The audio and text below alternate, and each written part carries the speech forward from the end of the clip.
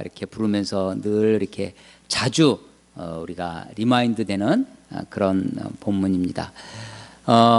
우리가 조금 전에 찬송 우리 211장 값비싼 향유를 그 찬송을 불렀는데 거기에는 막달라 마리아가 나옵니다.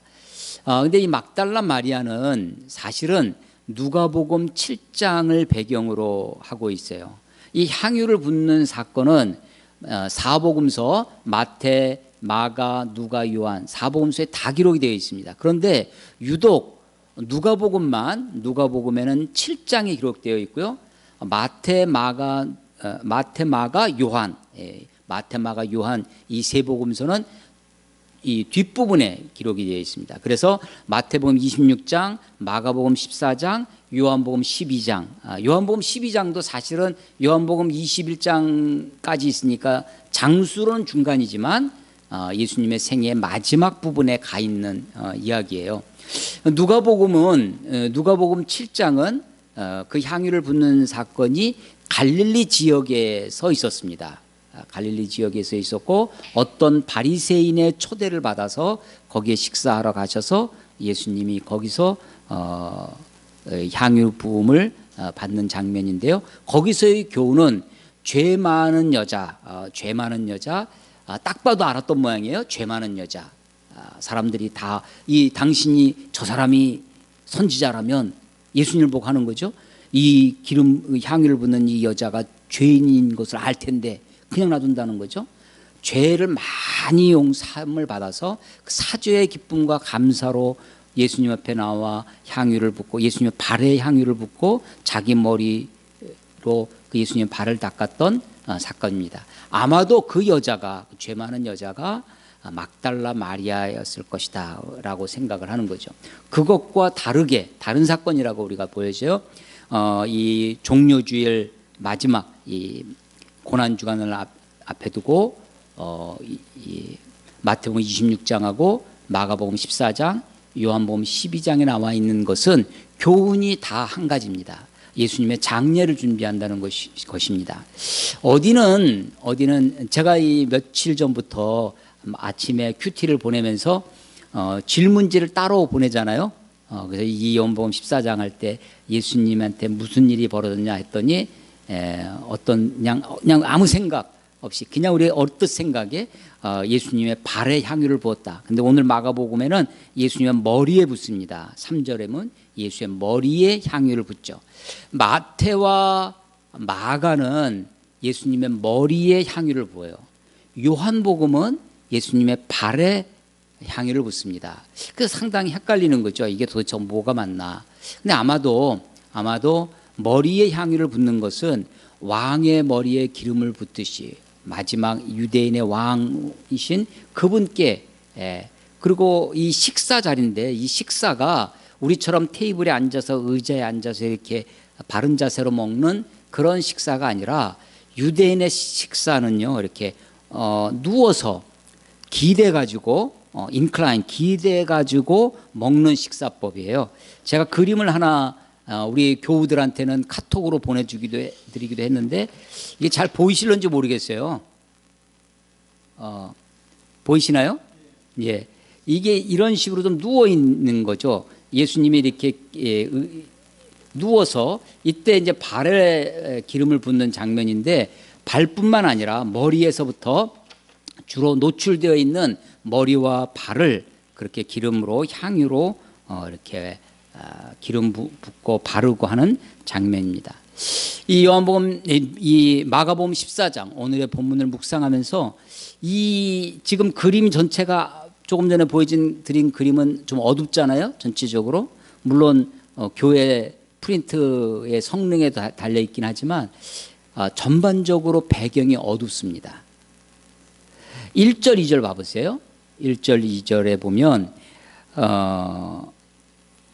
대장들과 서기관들이 예수를 흉계로 잡아 죽일 배경이 뭐냐면 죽음입니다. 죽음을 배경으로 하고 있어요. 11절 12절 봐보세요. 11절 12절은 누가 등장하냐면 가룟 유다가 등장합니다. 예수님을 넘겨줄 죽음으로 예수님을 보내 넘겨주려고 그 대장들과 협잡을 하는 거죠. 그리고 돈을 받기로 약속하고 기회를 봤다. 어떻게 넘겨줄까 기회를 보고 있었다. 그래서 1절, 2절과 10절, 11절이 죽음의 이야기예요. 죽음을 배경으로 하고 있습니다. 그러면 그 가운데 있는 3절에서 9절까지 7절은 뭐냐? 향유하니까 굉장히 아주 향긋하고 좋은 이미지가 오잖아요. 그런데 이 향유도 여전히 주님의 장례를 준비하는, 이 오늘 읽은 마가복음 11장의 이 본문의 배경은 죽음입니다. 배경이 죽음을 바탕으로 하고 있어요. 그런데 이 죽음이라고 하는 그 바탕 속에, 그 배경 속에 아름다운 이야기가, 향기로운 향기가, 그래서 요한복음에 보면 그 향기가 온 집에 가득하였더라라고 하는 것입니다. 우리가 지금 예배당 홀에 이렇게 앉아 있습니다. 여기에 충만하게 차 있는 것이 무엇이겠어요? 공기가 차 있죠. 예, 충만하게 차 있습니다. 여기에 충만하게 찰 수 있는 것, 어떤 물질이 아니라 그 향유 냄새. 우리가 지난번에 봉준호 감독의 기생충에서 선을 넘어가는 것이 하나 있었는데 그게 냄새라고 하는 거죠. 그래서 그 부자 박사장인가요? 그 부잣집에 그 지하에 살던 한 가족이 한 명씩 이렇게 채용이 돼서 들어가는데 다 서로 속이고 모른 척하고 취업을 하죠. 그런데 그 어린아이가 그걸 알아봐요. 뭘 알아보냐면 냄새를 알아봐요. 사람들마다 다 냄새가 똑같다는 거예요. 지하실의 냄새가 난다. 사장은 또 무슨 말도 하냐면 지하철 타고 다니는 사람의 냄새가 있다는 거예요. 그 봉준호 감독의 그 대사는 굉장히 비장합니다. 아주 보통 서민들의 아픈 구석을 이렇게 찌르고 있죠. 지하철 타고 다니는 사람들의 냄새가 있다는 거예요. 향기가 지금 이 죽음을 배경으로 하는 대장들과 서기관들이 예수를 잡을 흉계를 꾸미고 있는 그 얘기와 수미 쌍관이라고 우리가 성경 본문 읽을 때 많이 여러분들에게 말씀, 앞과 뒤가 1절, 2절과 10절, 11절이 가룟 유다의 배신, 가룟 유다가 예수님을 넘겨줄 이야기로 가득 차 있어요. 근데 그 가운데 7절은 한 여인의 이야기입니다. 향유의 얘기. 그 냄새가 가득하죠. 그러니까 죽음을 배경으로 하고 있는 이 세상, 어둠을 배경으로 흉계와 배반과 배신이 판을 치고 있는 이 세계 가운데 이 향유를 붓는 아름다운 이야기가 실려 있는 것이 오늘 이 본문입니다. 이 본문은요 이렇게 시작합니다. 이틀이 지나면 유월절과 무교절이라. 유월절과 무교절은, 유월절은 유월, 유자도 넘어간다는 뜻이고 월자도 넘을 월자예요. 넘을 유, 넘을 월입니다. 패스오버예요. 패스오버, 넘어간다는 거죠. 유자는 우리가 잘 많이 안 쓰는데 월자는 많이 씁니다. 담을 넘어가면 월담이죠. 자기 권한을 넘어가서 뭘 하면 월권이라고 합니다. 아주 뛰어난 사람은 우월하다고 하죠. 앞에 있는 자동차를 우리가 앞질러 가면 추월한다는, 패싱 한다는 거죠. 패스오버, 추월합니다. 다 월자가 넘어간다는 것입니다. 이것은 이스라엘 사람들의 유대 달력의 이 유월절이 그 해의 1월 1일 첫날로 삼을 정도로 그들에게는 아주 중요한, 그들의 역사의 분기점이 되는 날이었습니다. 이스라엘 백성들이 히브리인들이죠. 이 사람들이 애굽의 이집트의 노예로 억압과 고통과 그 압제 속에 있을 때 하나님께서 모세를 보내서 그들을 구원해내십니다. 바로가 안 보내려고 하죠. 그래서 이 모세를 통해서 10가지 재앙을 베풉니다. 그 10가지 재앙, 처음에 나일강, 그들의 생명의 젖줄이죠. 나일강을 피로 물들게 하는 사건에서부터 마지막 장자의 죽음, 그 10번째 재앙 바로 앞에 9번째 재앙이 뭐였냐면 해를 가리는 것입니다. 그래서 어둠이, 온 세상에 어둠이 가득하게 만들어 버리는 거죠. 마치 예수님이 십자가에 달리셔서 제9시부터 제6시부터 9시까지 그 빛이 어두움이 가득했던 것처럼 9번째 재앙이 어둠의 재앙이었습니다. 그리고 10번째 재앙이 장자의 죽음, 아들을 죽이는 거죠. 바로 파라오의 아들에서부터 계집종, 여종의 아들까지 장자를 다 죽이는, 첫 번째 난 것을, 초태생 첫 번째 난 것을 다 죽이는데 심지어는 동물의 첫 새끼도 다 죽였어요. 그래서 온 애굽에 그야말로 곡소리가 났던, 울음소리가 창궐했던 마지막 재앙, 10번째 재앙이었습니다. 하나님의 심판의 절정이죠. 죽음의 심판, 재앙이었습니다.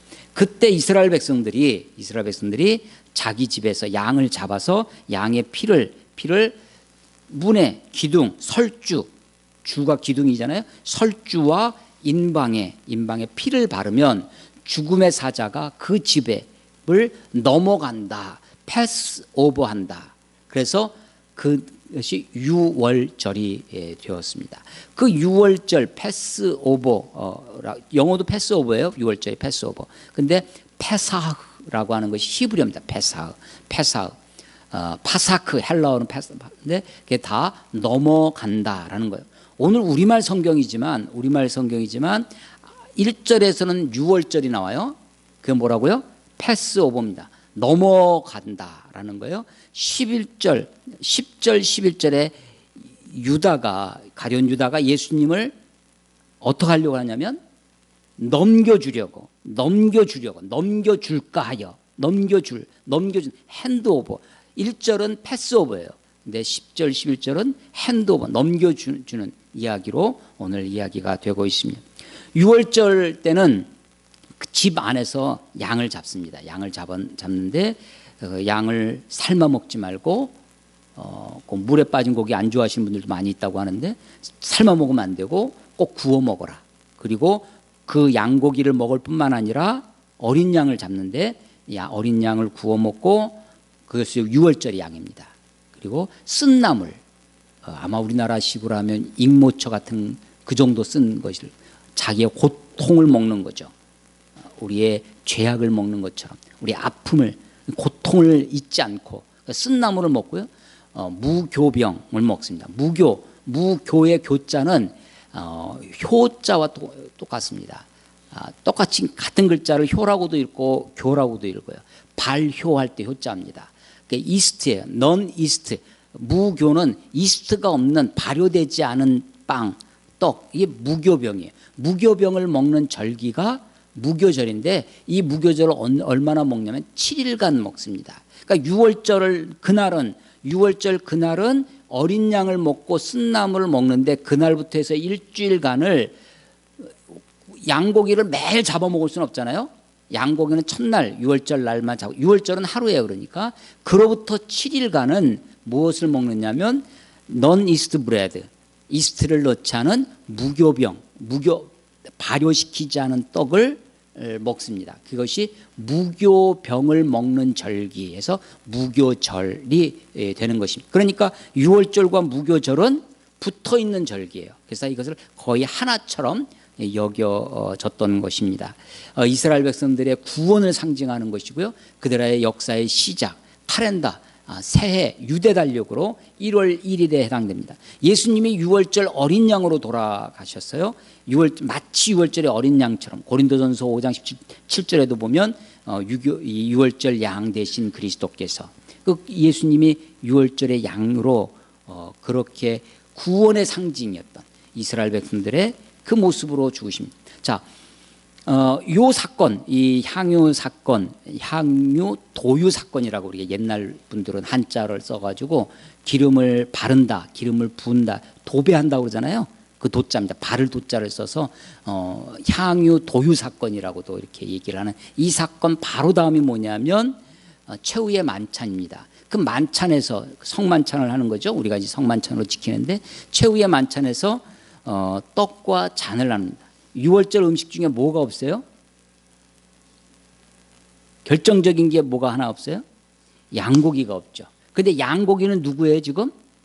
예수님이 있는 거예요. 예수님이 준비되어 있는 거예요. 자기가 어린 양이기 때문에 그것을 성만찬 때 우리가 고기 나눠 먹는 것이 아니라 예수님이 어린 양이 되셔서 그 유월절과 무교절을 앞에 두고 있는 것입니다. 오늘 본문은 이틀이 지나면, 유월절이 언제냐면 유대인들은 금요일 밤부터, 금요일 밤 저녁 해질 때부터, 금요일 해질 때부터 토요일 해질 때까지, 그러니까 밤을 지나서 아침 오후 해질 때까지가 하루입니다. 그래서 금요일 저녁이 안식일인데 그때가 유월절의 첫날이에요.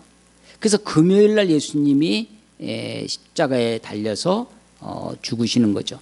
그 달리시기 바로 전날 목요일 날 유월절 예비일, 유월절 준비일인데 그때 성만찬을 하는 것입니다. 그래서 이 유월절과 무교절 이틀이 지나면, 그러니까 목요일 그 앞에 하루 전, 수요일 이틀 전, 화요일, 아마도 화요일 정도 됐을 것이다 라고 우리가 생각합니다. 마태와 마가는 이틀 전을 얘기를 해요. 화요일이 되는 거죠. 자, 주일날 종료주일, 호산나 다윗의 자손이며 예수님이 예루살렘에 입성하셨던 거고, 월요일날 아마 성전을 청결케 하는, 성전에서 막 비둘기 파는 자, 양 파는 자, 돈 바꾸는 자를 막 내쫓으시고 정결케 하셨던 일, 그리고 화요일날 아마도 이 향유가 있었던, 이 향유 도유 사건이 있었던 것으로 우리가 시간상으로 그렇게 여겨집니다. 마태와 마가를 읽으면 그래요. 그런데 요한복음을 읽으면요, 요한복음 12장에도 또 있다고 그러는데 거기는 유월절 엿새 전에, 며칠 전이요? 엿새 전에. 그래서 이 요한복음을 기준으로 하면 종료주일 하루 전날이 됩니다. 그래서 그게 언제냐면 토요일이 돼요. 토요일 날. 우리 주일날, 우리 지금 오늘 주일이죠. 어제 토요일 날 향유 붓는 사건이 있었던 것으로 요한복음을 읽으면 그렇게 기록됩니다. 학자들은 이렇게 생각합니다. 이 사복음서 중에 제일 먼저 기록된 것이 어떤 책이라고요? 마가복음, 그 다음에 마태, 마가, 마지막으로 요한복음이 기록됩니다. 아마도 요한복음이 시간적으로는 요한복음의 순서가 맞을 것이다 라고 생각을 합니다. 그러면 왜 마태와 마가는 굳이 이것을 이틀 전으로 그 사이에 집어넣어서 오늘 여기에 기록하고 있는가라고 하는 것이죠.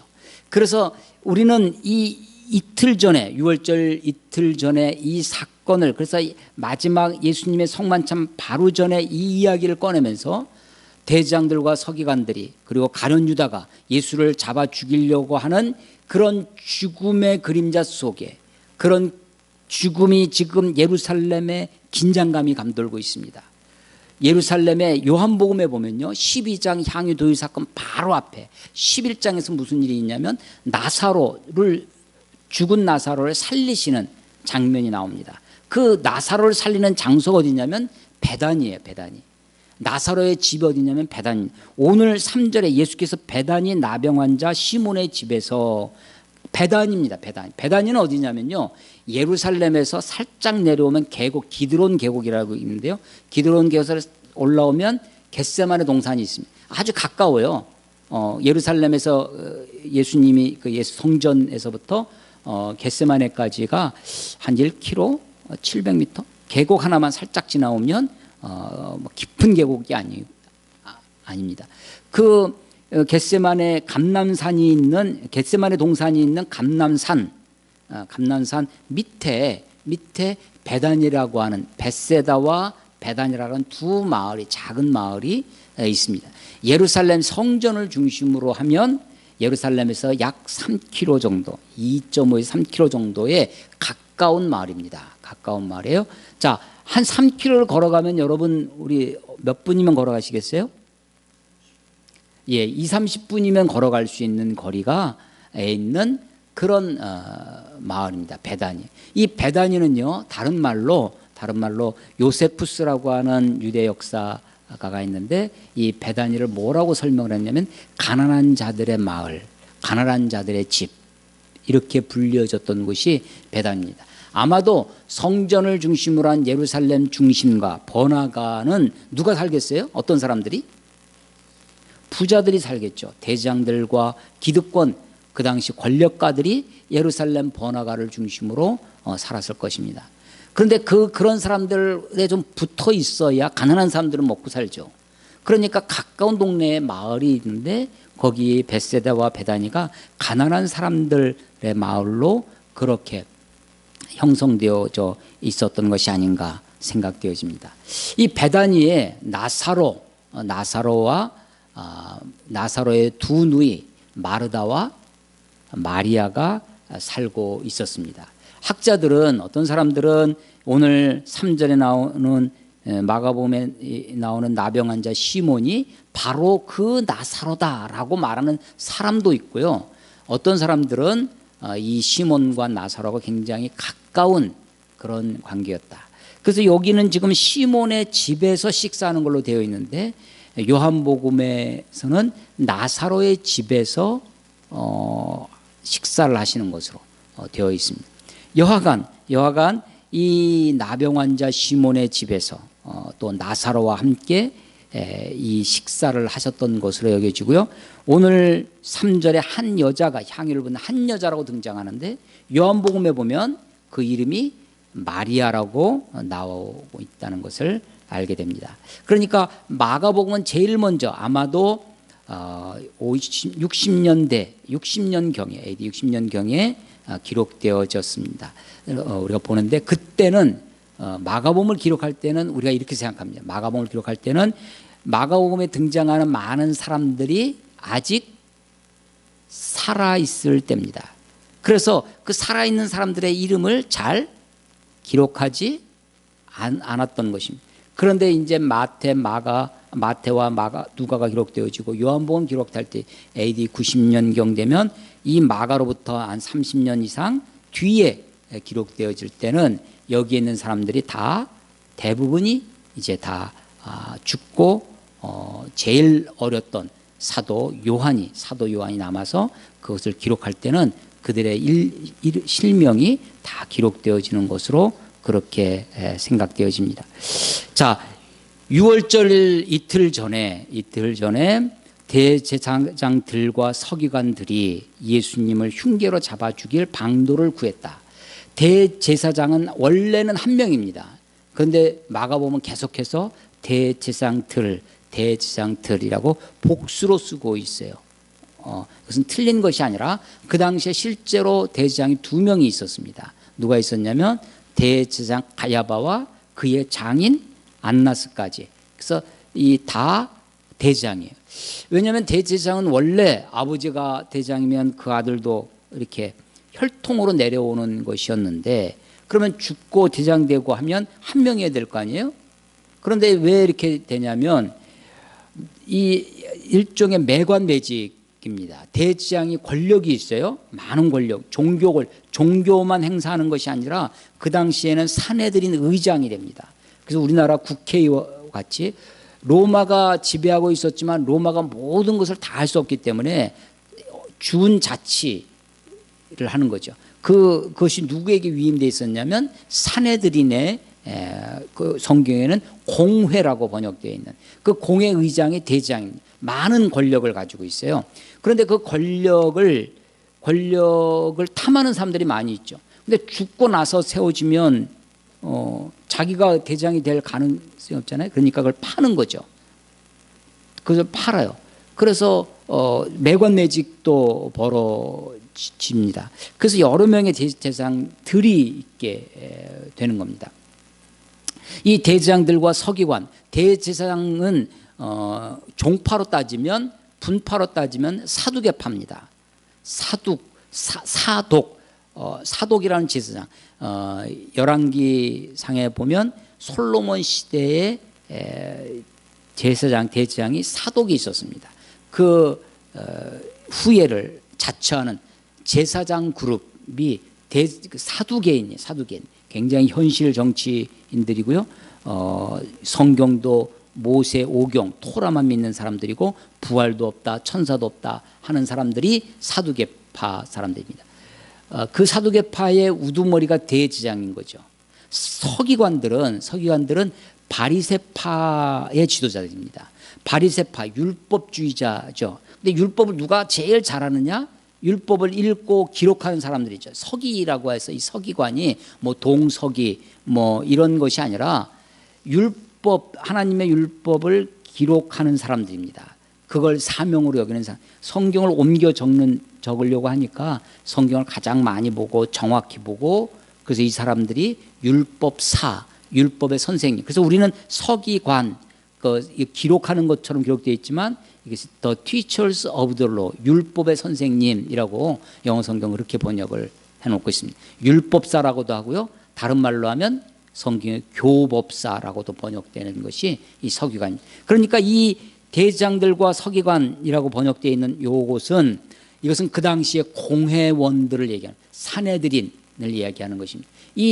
그 당시 사내들인 이 공회원들이 예수님을 잡아서 흉계로 잡으려고 의도는 그랬지만 2절에 보면 밀란이 날까 하여, 6월절 되면 많은 사람들이 이스라엘 전역에서, 전 지역에서, 저 지방에서, 시골에서 6월절을 지키러 예루살렘으로 몰려듭니다. 그래서 많은 사람들이 소위 순례객, 6월절 순례객들이 예루살렘에 함께 있는 거죠. 그때 많은 사람들이 몰려왔을 때 그때 밀란이 일어나곤 했습니다. 저는 대학 시절 때 민주화 투쟁 시기였는데, 학교 축제, 학생들 축제 기간은 뭐 하는 기간이냐면 데모하는 기간입니다. 뭐 4.19 뭐 축제를 해요. 축제를 빙자해서 사람들이 많이 모이죠. 모일 때 데모하는 것입니다. 모이면 데모하는 거예요, 하여간. 그래서 이 사람들이 많이 모이는 축제 기간에 밀란이 일어나는 거죠.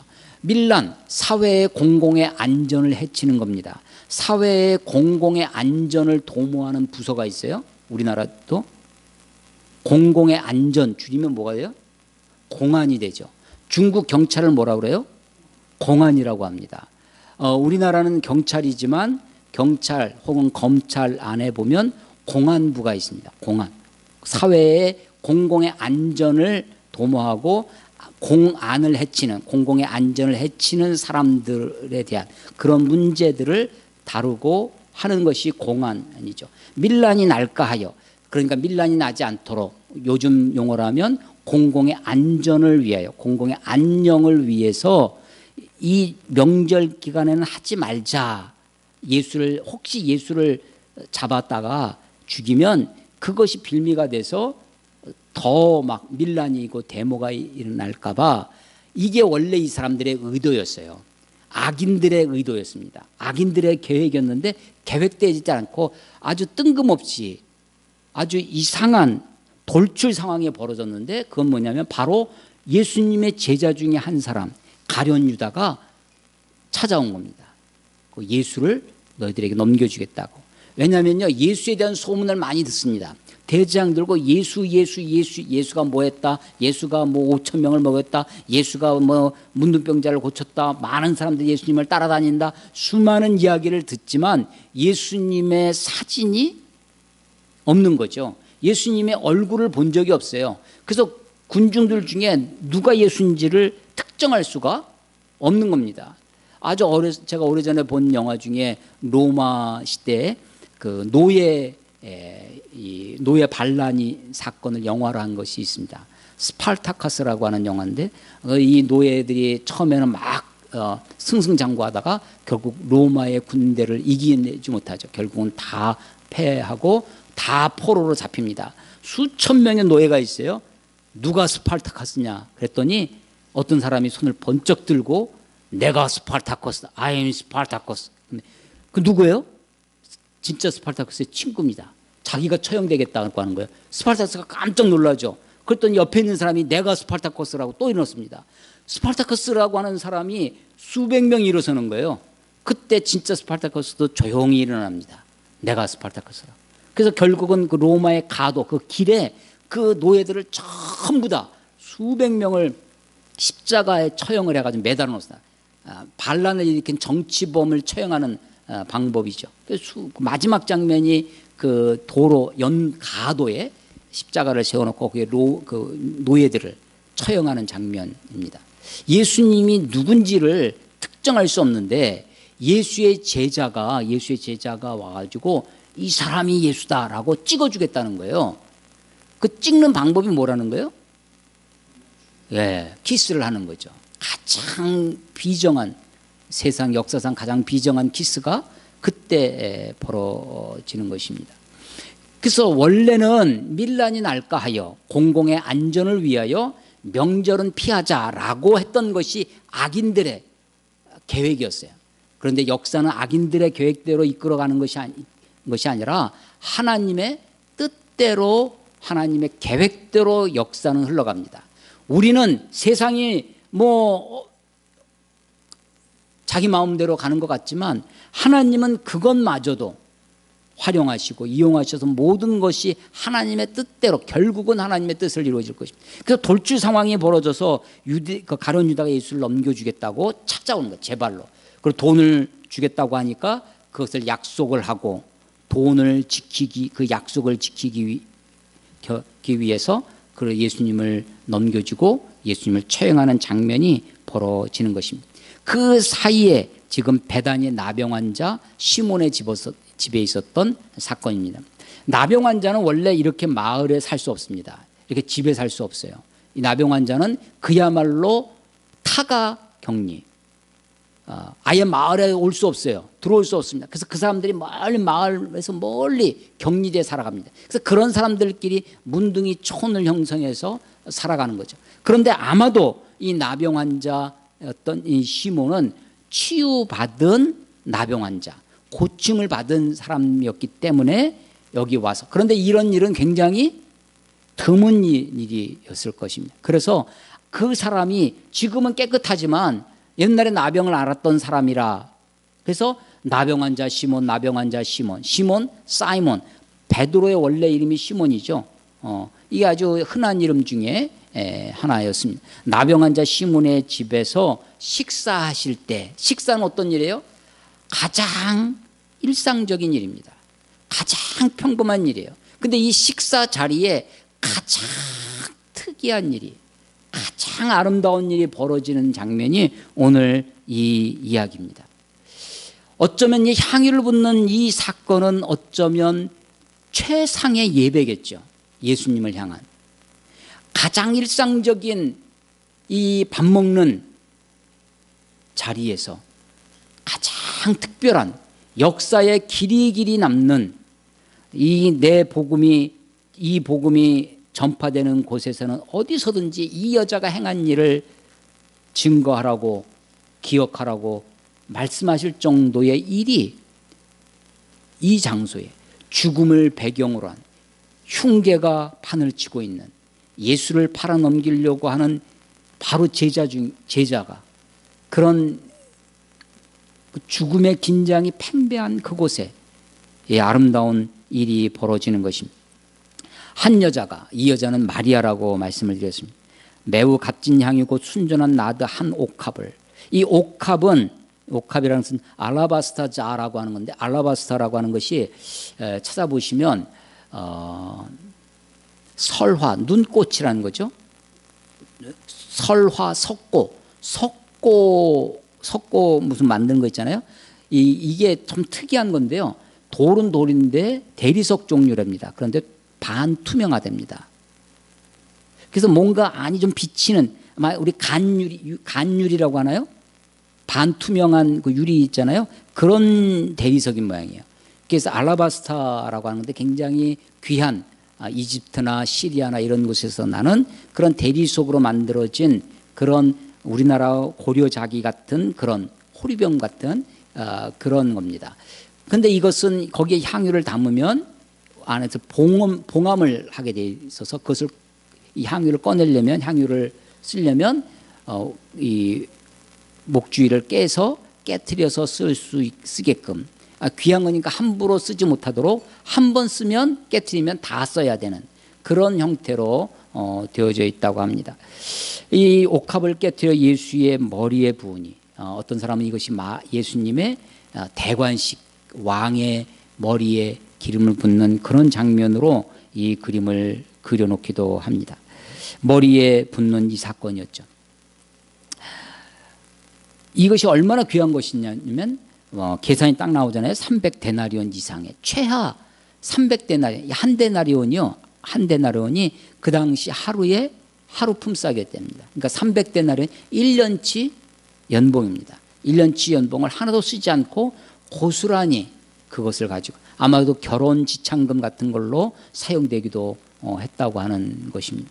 이 향유가 담긴 옥합을 가져와서 깨트려 예수의 머리에 붓고 그리고 나중에 발에도 붓고 아마 이렇게 되어졌을 것입니다. 그래서 마태와 마가는 머리에 붓는 장면을 기록하고 요한복음은 발에 붓는 장면을 기록하고 있다고 하는 것이죠.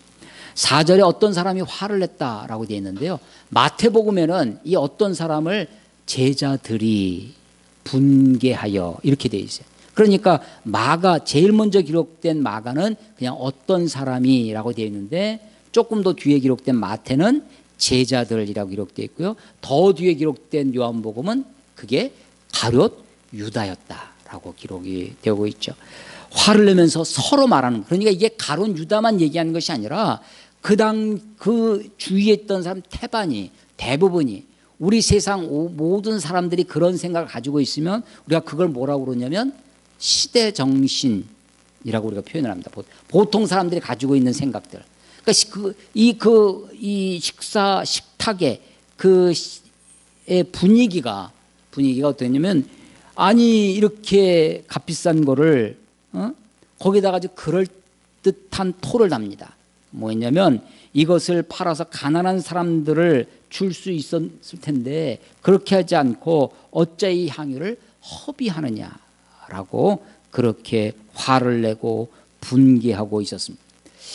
나중에 요한복음 제일 마지막에 기록된 요한복음에는 이것을 가룟 유다라고 명하고 있고요. 이는 그가 돈괴를 맡고 있어서 그것을 탐하였다라고 정확하게 이야기합니다. 그러니까 가난한 자들을 핑계하고 있지만 사실은 아까운 거죠. 사실은 탐욕이 그 배경이 되고 있다라고 하는 것입니다.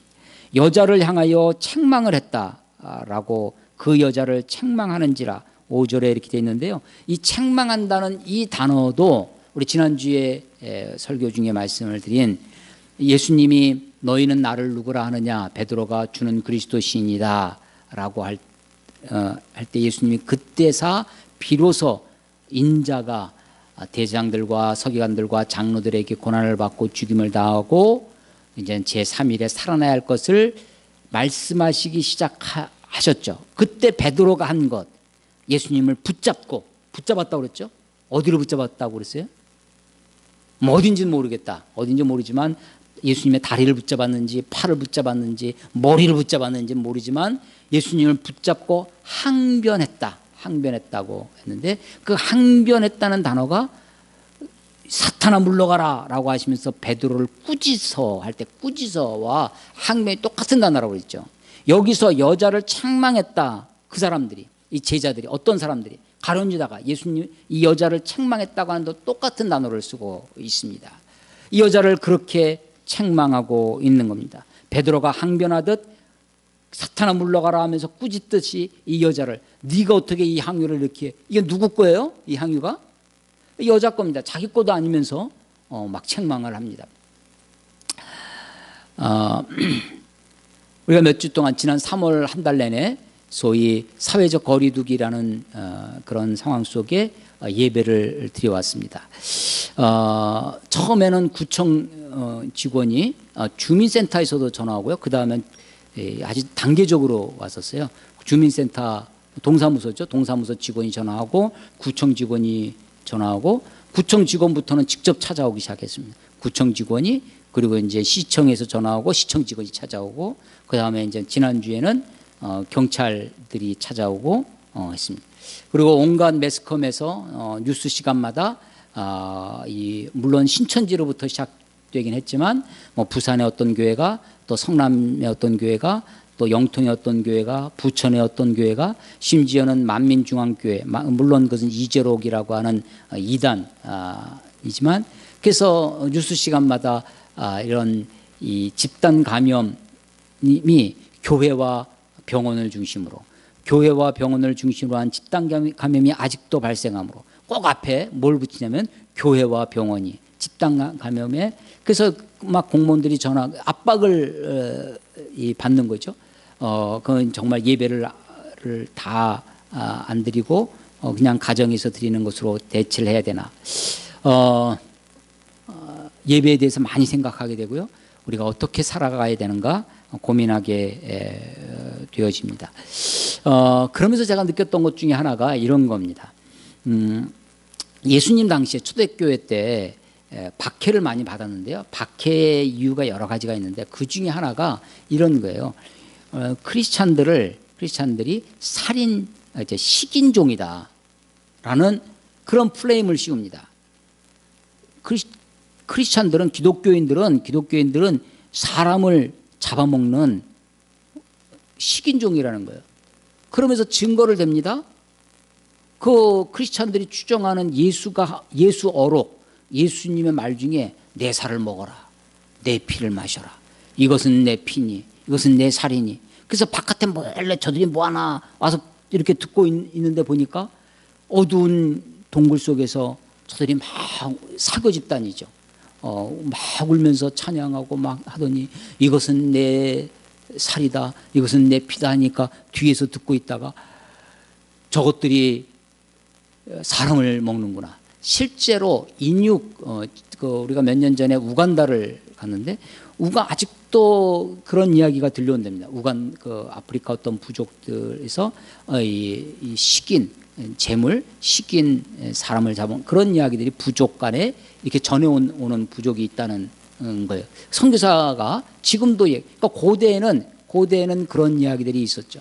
그래서 기독교인들이 식인종이라고 하는 누명을 쓰고 박해를 받기도 했다는 이야기를 듣고 처음에는 그 이야기를 책으로 읽으면서 아니 이렇게 헛웃음이 나오는 거죠. 아이 설마 이 사람들이 이렇게 했을까?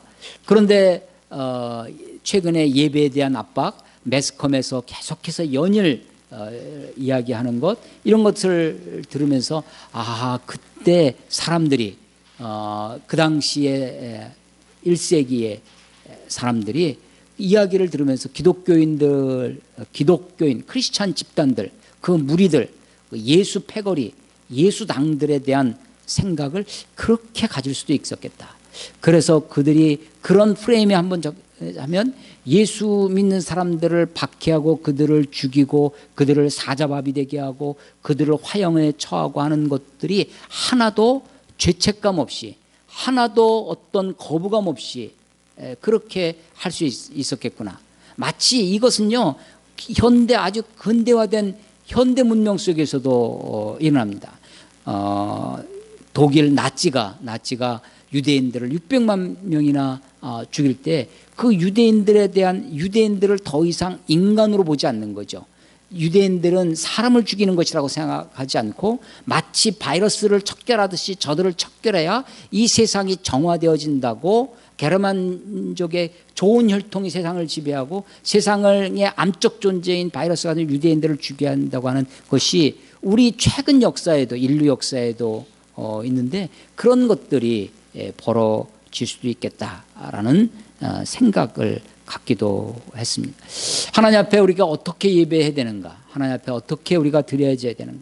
여러분 오늘 예수님은 이 책망을 하는 사람들에게 6절에 보면 가만두라 너희가 어찌하여 그를 괴롭게 하느냐 그가 내게 좋은 일을 하였느니라. 좋은 일을 했다는 겁니다. 내게 좋은 일을 했다. 내게 좋은 일 이것이 영어 성경을 읽어보시면 beautiful thing to me입니다. 나에게 아름다운 일을 했다는 것입니다. 오늘 설교 제목이 뭐예요?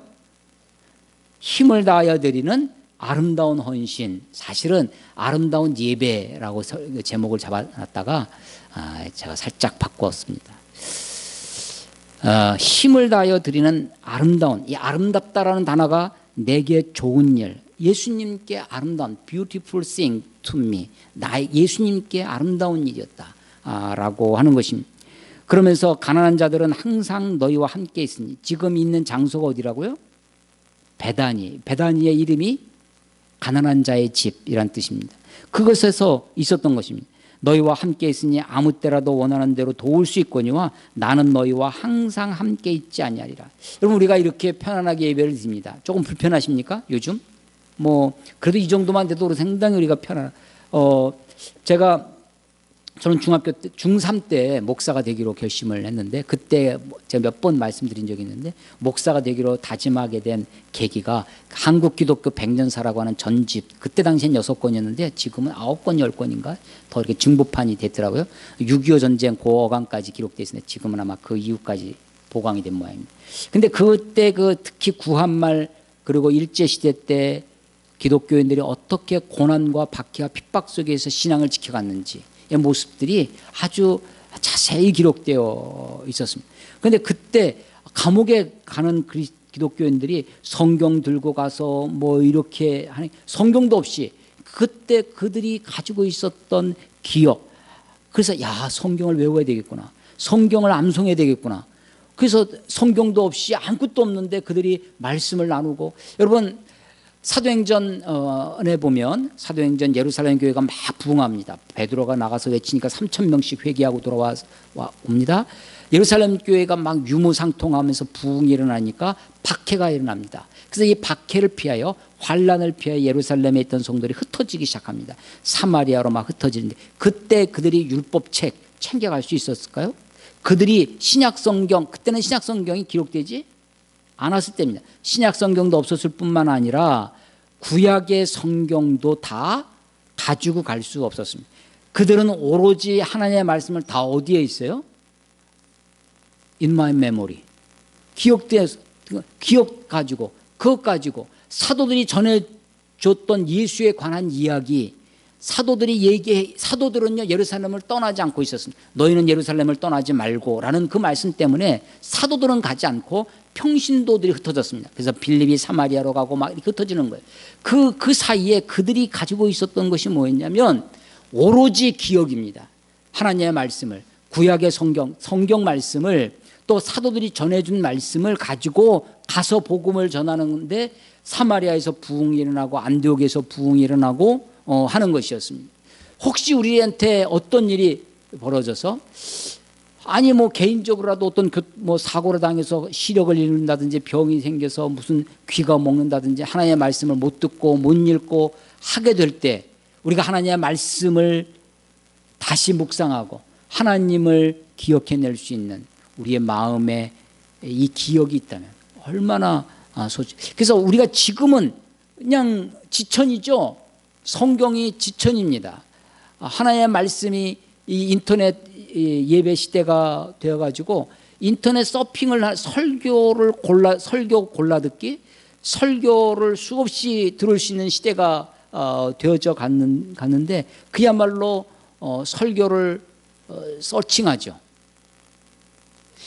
나에게 주시는 말씀, 그걸 붙들고 씨름하고 그것을 가지고 어떻게 살 것인가 고민하지 아니하고 내 입맛에 맞는 것, 뷔페처럼 차려져 있어요. 옛날에는 정말 식탁에 먹을 것이 없어가지고 그 있는 것, 내일 굶을 줄 모르는, 내일 먹을 게 보장되어 있지 않습니까? 지금 있는 것을 만족하며 그냥 배불리 먹던 시절이었는데, 아무리 좋은 걸 줘도 자기 기호에 안 맞으면, 자기 입에 안 맞으면, 그래서 옛날 사람들은 별로 우리 옛날 사람들은 이게 기호가 별로 없어요. 왜냐하면 다 좋아. 근데 점점 세대가 세련되어져 갈수록 기호식품이 많아집니다. 이런 현상이 벌어지죠. 너희가 가난한 자들은 늘 너희와 항상 너희와 함께하고 있지만 나는 너희와 항상 함께 있지 아니하리라. 예, 그렇습니다, 여러분. 언제 어느 날 이런 날이 올는지 모릅니다. 우리가 이렇게 예배드리기 어려운 상황이 벌어지잖아요. 코로나 때문에. 우리가 어떤 일이 벌어질는지 모릅니다. 그때를 대비해서라도 여러분 말씀을 암송하시고 말씀을 읽고 찬송가 가사도, 옛날에 어렸을 때 옛날에는요 찬송가도 많이 외웠거든요. 찬송가 몇 장 하면 몇 장은 뭐 162장 4줄 가까이 하려면 뭐 이런 게 줄줄줄줄 나왔었는데 지금은 다 잊어버렸어요. 뭐 이제 검색만 하면 다 되니까. 여러분 이 찬송가 가사다 외워서 불러보십시오. 말씀도 한번 외워보십시오.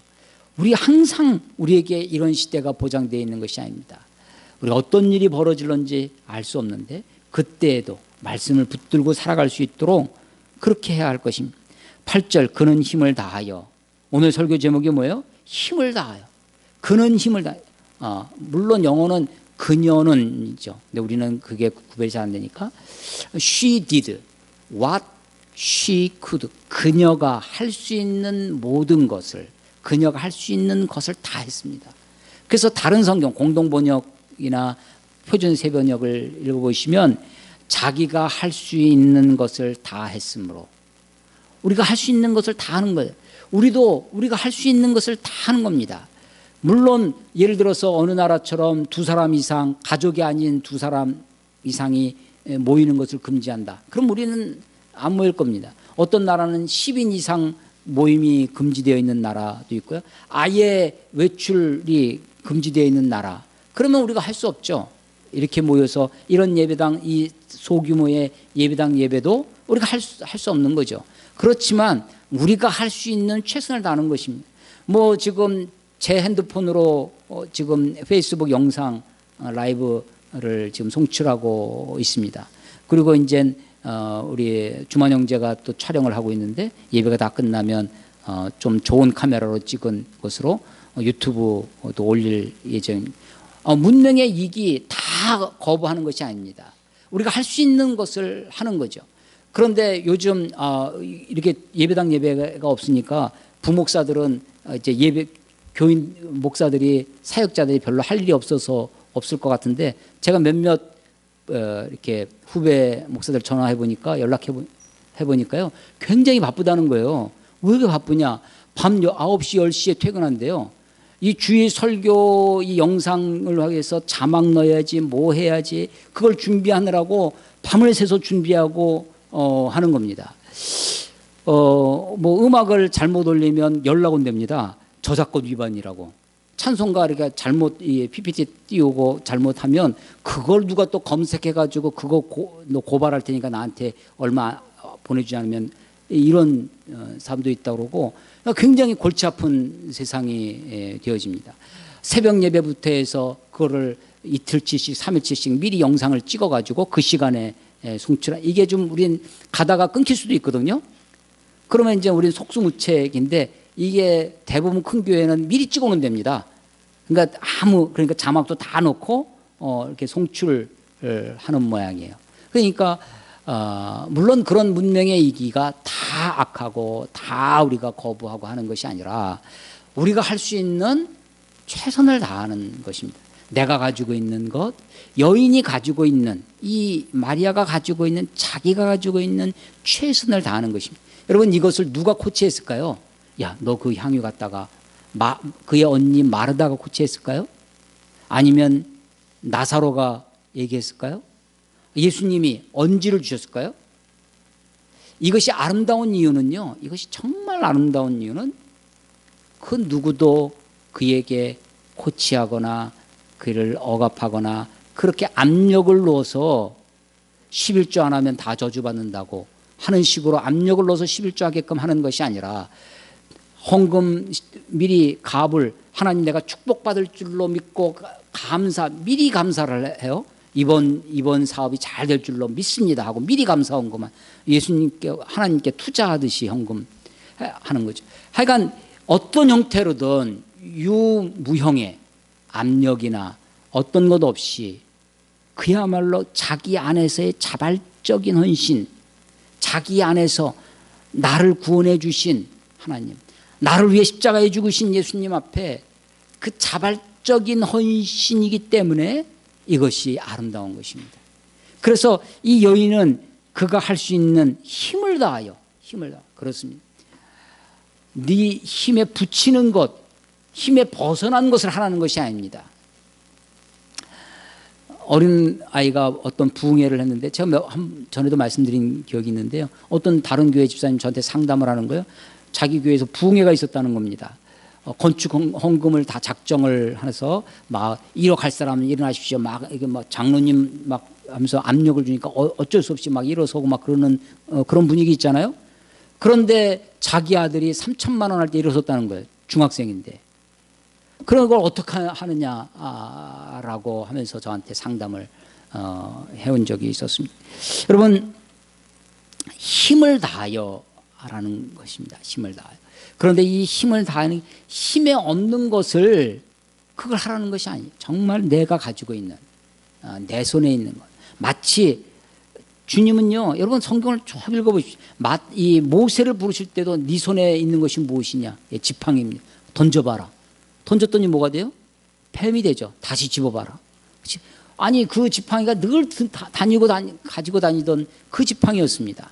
양을 치던 그 지팡이가 하나님의 손에 들리니까 하나님의 도구가 되는 거죠. 힘을 다하여 내게 있는 것 가지고 하나님을 섬기는 것입니다. 저는 이것이야말로 이 여인의 향유야말로 가장 아름다운 예배라고 생각합니다. 물론 우리가 삶의 예배를 이야기합니다. 삶의 예배, 이런 의식, 형식으로서의 예배가 있죠. 절차로서의 예배, 예식으로서의 예배가 있어요.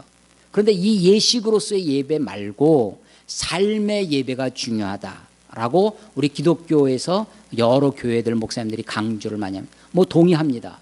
100번 옳죠. 삶의 예배가 뭘까? 삶의 예배가 정의를 행하고 공의를 행하며 고아와 과부를, 이게 성경식 표현이에요. 고아와 과부를 신원하고 그들의 억울함을, 그들의 약함을 도와주고, 마치 하나님을 내 몸과 힘을 다하고 마음을 다하고 뜻을 다해 하나님을 사랑하고 내 이웃을 내 몸같이 사랑하는 하나님 사랑, 이웃 사랑을 실천하는 것이 삶의 예배일 것입니다. 그것이 삶의 예배이죠. 그러나 그 삶의 예배가 그냥 내가 누구에게 구제를 하고 착한 일을 하고 하는 그런 선행을 베푸는 휴머니즘적인 삶의 모습으로만 끝난다면, 그것이 주님과 상관이 없다면 그것이 예배가 될 수 있을까라는 회의도 있습니다. 그러니까 삶의 예배에 있어서, 물론 이것이 어떤 절차로서의 예배, 어떤 번제나 화목제를 드리는 그런 제사는 아니었어요. 그러나 여기에는요, 정말로 자기 희생이 있었습니다. 이 여인은 sacrifice, 희생이죠. 제사입니다. 이 향유를 붓는 장면이 정말 가장 내가 드릴 수 있는 힘을 다하여 드리는 예배입니다. 그것이 내게 좋은 일을 하였다. Beautiful thing to me, 나에게 가장 아름다운 일, 하나님 예수님께 아름다운 일이라는 것. 8절에 그는 힘을 다하여 내 몸에 향유를 부어 내 장례를 미리 준비하였느니라. 예, 성경을 좀 더 읽어보시면요, 마가복음 16장에 가면 예수님이 십자가에 죽으시고 아리마대 요셉의 무덤에 장사 지냅니다.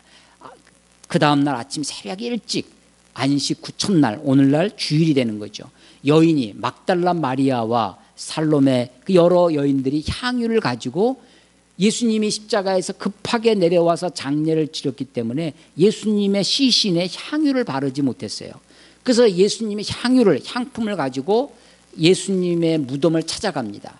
근데 무덤에 갔더니 돌은 치워져 있고 예수님이 시신이 있어야 할 그 자리에 시신은 없고 그 옆에 어떤 청년이 앉아 있습니다. 그러니까 향유를 가지고 갔어요. 향품을, 장례에 쓸 향품을 여인들이 가져갔지만 향품을 썼어요, 못 썼어요? 못 썼습니다. 그러니까 예수님의 몸에 향유를 붓는, 이 향유를 바르는 이 장례는 언제 치러졌어요? 오늘 여기서 치러지는 것입니다. 이 마리아가 예수님의 장례를 준비하고 있었습니다. 그러니까 예수님의 머리에 발에 향유를 바르는 장면이 내 장례를 준비하는 것이다. 이 여자가 이것을 알고 했을까요? 모르고 했을까요? 예수님이 곧 돌아가실 거니까 예수님의 장례를 준비한다. 그 슬픈 감정을 가지고, 그래서 막 우리가 뭐 장례를 치러 보면 알잖아요. 뭐 벽제나 화장장에 가서 막 그냥 자기 부모의 시신 불타한 그 화장을 한 그 뼈조각 붙들고 우는 그런 슬픔을 가지고 예수 마지막 입관할 때 다 붕대로 감겨져 있는 자기 부모의 시신 얼굴을 보면서 그때 만지면서 우는 그런 장면이었을 거예요. 아마도 이 여인은 물론 예수님이 순환 예고를 몇 번씩 했습니다. 적어도 3번 했죠. 근데 이 여자는 직접 들었는지 직접 듣지 않았는지 확실치 않지만 예수님의 순환 예고는 제자들을 향하여 했었습니다. 제자들에게. 그리고 그들에게 당부하기를 아무에게도 말하지 마라. 이게 메시아 시크릿이라고 했잖아요. 아무에게도 말하지 말라. 근데 이 여인은 마리아는 자기 오라버니 나사로가 죽었다 살아난 이 나사로와 함께, 아마도 요한복음에 보면 그것이 잔치라고 표현되어 있습니다. 이 나병 환자 시몬의 집에서 어쩌면 예수님을 환대하는 그런 기쁨의 자리였을 것입니다. 그 자리에 와서 예수님 앞에 자기가 가지고 있던 평생의 귀한 그렇게 모았던 향유를 갖고 와서 그것을 깨트립니다. 예수님의 머리에 바르고 예수의 발에 씻깁니다. 예수님의 죽음을 알았는지 몰랐는지, 이제 바로 며칠 후면, 오늘 이 마가복음을 따라가면 이틀 후에 예수님이 체포되고 제3일에 십자가에 처형되고 하는 것을 이 여자가 알았는지 몰랐는지 모르지만, 그 여인이 알았던 몰랐던 상관없이 주님은 그것을 내 장례를 준비하는 것이다 라고 이야기합니다.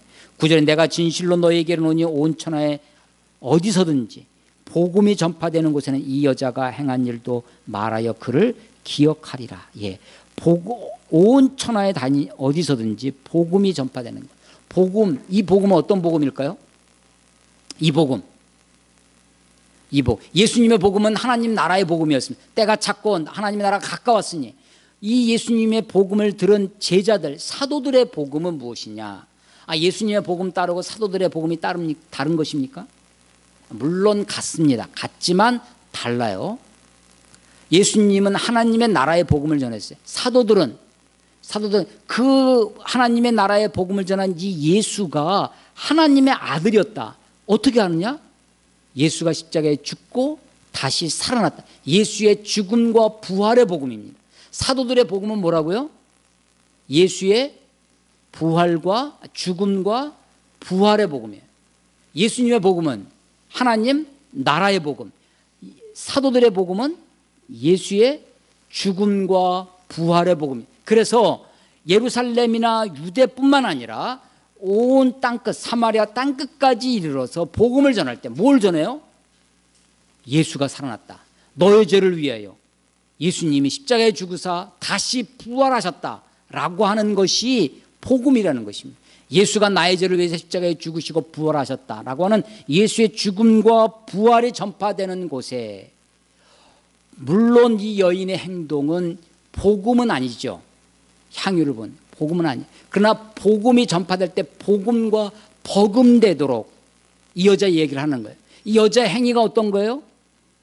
향유를 붓는 것입니다. 다른 말로 하면 내가 있는 힘을 다하여 예수님께 아름다운 것을 드렸던 일입니다. 한 단어로 하면 오늘 설교 제목 끝에 뭐가 있어요? 헌신입니다. 그것을 좀 더 다른 단어로 하면 예배입니다.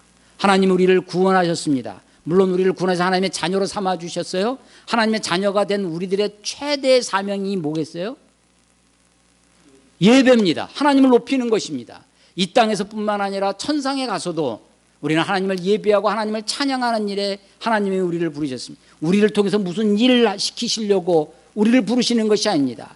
우리를 불러주셔서 구원시키는 것이 우리를 자기 일꾼으로 삼으려고 하나님이 그것 때문에 노동력을 우리들에게 얻어내기 위해서 우리를 부르시는 것이 아니라 하나님을 찬양하고 하나님을 예배하는 하나님의 사람들을 천군 천사의 그 찬양보다 자기가 핏값으로 산 이 백성들이, 그 자녀들이 주님을 예배하는 것, 힘을 다하여 하나님 앞에 자발적인 헌신으로 아름다운 예배를 드리기를 하나님이 기뻐하시고 기다리고 있는 것입니다. 여인은 이 일을 위하여 자기가 가지고 있던 세상 사람들은 정말 귀하다고 생각하는 그 향유를 깨트립니다. 아니, 이 여인에게는 그것이 그렇게 귀하지 않습니다. 왜냐하면 더 귀한 예수님이 있기 때문인 거죠. 그 향유를 붙들고 있는, 내가 가지고 있는 귀하다고 생각하고 있는 것을 붙들고 있는, 그것을 깨트리지 않는 이상 더 귀한 예수님을 붙들기는 쉽지 않습니다. 여러분, 이 가룟 유다는 무엇을 깨트렸습니까?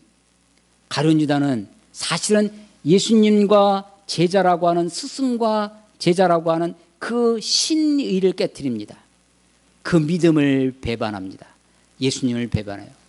깨트려야 할 것을 깨트리지 못하고 붙들고 있고, 마치 끝까지 붙들어야 할 그 믿음을 깨버리는 것이 이 가룟 유다입니다. 오늘 설교 제목이 깨트려야 할 것과 붙들어야 할 것입니다.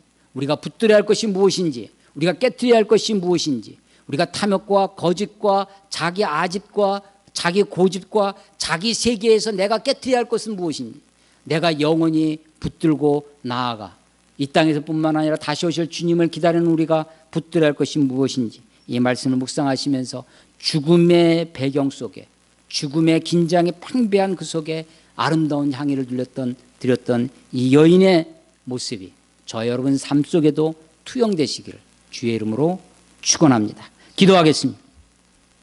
하나님 아버지, 은혜를 감사합니다. 우리가 매주 주님 앞에 노래합니다. 내게 있는 향유 값 주께 가져와.